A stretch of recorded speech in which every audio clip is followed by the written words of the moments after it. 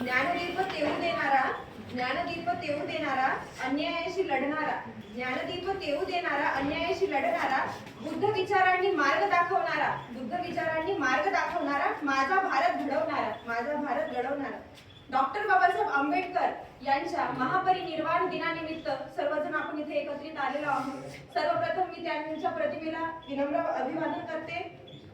Doctor Babasaheb Ambedkar यांचा जन्म हा 14 एप्रिल 1891 रोजी लष्करी छावणीमध्ये असलेल्या मध्य प्रांतात जो महू गावामध्ये भीमाबाई व रामजी बाबा आंबेडकर यांच्या पोटी जन्म झाला होता। त्यांनी सर्वप्रथम बौद्ध धर्म स्वीकारलेला आहे। 14 ऑक्टोबर 1956 रोजी डॉक्टर बाबासाहेब आंबेडकर यांनी बौद्ध धर्माची दीक्षा घेतली। तसेच त्यांनी समाजासाठी खूप लढले आणि स्त्रियांच्या हक्कासाठी सुद्धा लढले। करुणी जीवाचे रान, करुणी जीवाचे रान, दिला सर्वांना समतेचा मान, करुणी जीवाचे रान, दिला सर्वांना समतेचा मान, अशी भीमरावांची शान, अशी भीमरावांची शान, भल्या भल्यांची झुकते मान, भल्या भल्यांची झुकते मान। सर्वांना इथे आज महापरिनिर्वाणानिमित्त एकत्रित आलेलो आहोत। आज आपल्या शासकीय औद्योगिक प्रशिक्षण संस्था मारेगाव इथे आयोजित कार्यक्रमासाठी मी आजच्या कार्यक्रमाचे अध्यक्ष माननीय गटनिदेशक श्री गडमार सर, तसेच आजच्या कार्यक्रमाला लाभलेले संपूर्ण निदेशक वृंद आणि आजच्या कार्यक्रमाचा महत्त्वाचा घटक म्हणजे संपूर्ण प्रशिक्षणार्थी या सर्वांचे इथे स्वागत करते।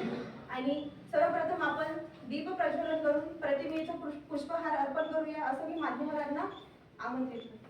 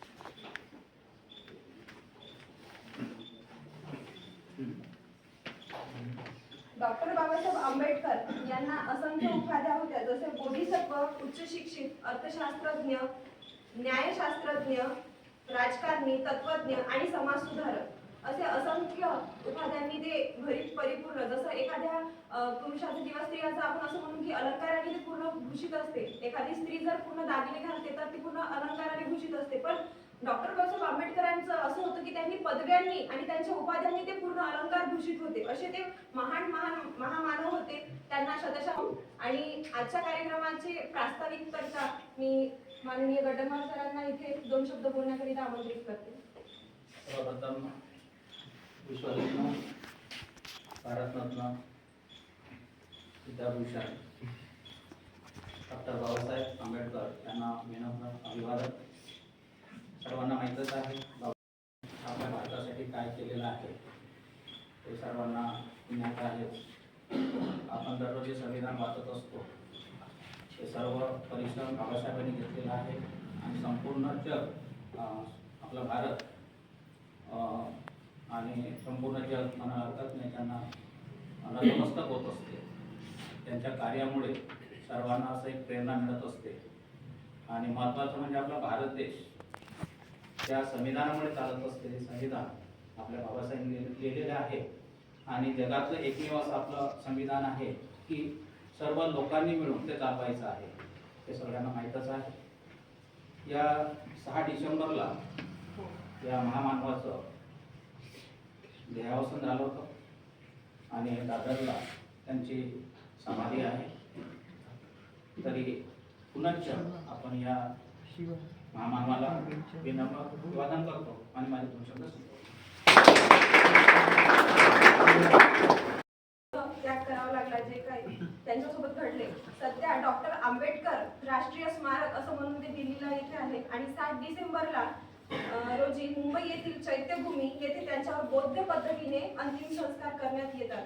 त्यामुळे हा दिवस जो आहे निर्वाण दिन म्हणजे काय तर आज डॉक्टर बाबासाहेब आंबेडकर यांचा समाधी दिवस आहे. तसेच आजच्या कार्यक्रमात भर घालण्याकरिता आणि मार्गदर्शन करण्याकरिता मी माननीय वास्तिक सरांना इथे आमंत्रित करते. आपण जमलेला तर त्यासाठी तर आज 6 डिसेंबर 1956 साली डॉक्टर बाबासाहेब आंबेडकर यांचा महापरिनिर्वाण झालेला आहे. तर आपल्याला यांची जी गुणगाथा आहे कशा पद्धतीने त्यांनी केलं, आपण जे आता उभे राहत आहोत, आपण जे काही बोलत आहोत तर हे यांची बादौलत आहे. म्हणजे यांचा जो जन्म हा 14 एप्रिल 1891 साली मऊ या गावी झालेला आहे आणि ते भोपाळ या ठिकाणी. तर जेव्हा यांचे वडील सुभेदार रामजी सुभेदार हे साताऱ्याला असताना म्हणजे त्यांचे जे शिक्षण आहे ते साताऱ्याला झालं आणि शिक्षण असताना त्यांनी एवढं परिश्रम केला त्यांना शिक्षण सुद्धा घेता येत नव्हतं. त्यांनी वर्गाच्या बाहेर त्यांनी शिक्षण घेतलं. आपण तर क्लासमध्ये असतो तरी आपण बरोबर शिक्षण घेत नाही. तर असेच महामानव जेव्हा जन्माला येतात म्हणजे साधी गोष्ट नाही. म्हणजे कोणताही जर आपल्याला जर नेतृत्व करायचं असेल तर त्याच्यामध्ये आपल्यामध्ये शिक्षण घेणे हा खूप महत्त्वाचा आहे. आणि डॉक्टर बी.आर. आंबेडकर यांचं जो शिक्षण आहे एम.ए., पी.एच.डी., बी.एससी, एल.एल.डी., डी.लिट, बार्याटला आणि याच्यामध्ये सुद्धा त्यांची एल.बी. झालेली आहे. म्हणजे अशा पद्धतीने त्यांनी चांगल्या पद्धत शिक्षण घेतलंय.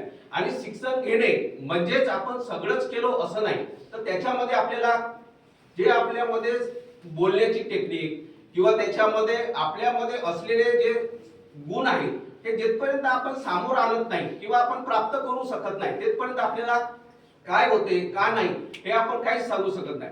तर याच्यामध्ये सांगायचं हेच आहे की शिक्षण असे तुम्ही घ्या की आपल्या समाजाचा सुद्धा उद्धार झालेला पाहिजे. अशा पद्धतीने आपण शिक्षण घेतलं पाहिजे. नाहीतर आपण काय करतो आपलं शिक्षण झालं संपलं बाकी दुसरे काय नाही. म्हणजे त्याच्यामध्ये गायडन्स लाईन सुद्धा महत्वाची आहे.